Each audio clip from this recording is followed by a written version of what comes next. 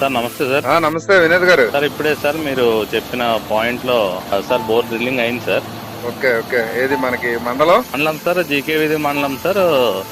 పూజర్పాకలు village sir. 150 వరకు వెళ్ళాం sir.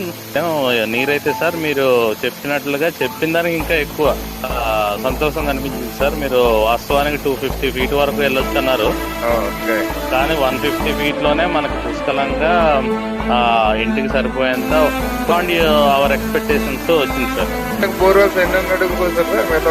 వాస్తవానికి సార్ మీకు అప్రోచ్ అవ్వడానికి కారణం అదే సార్. ఇట్లా వచ్చి సార్ మా పక్కనే 570 ఫీట్ వరకు వెళ్ళారు సార్, కానీ ఫెయిల్ అయింది సార్.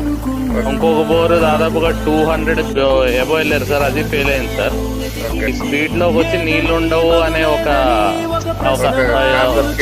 కాన్సెప్ట్ అందరూ అదే కాన్సెప్ట్ లో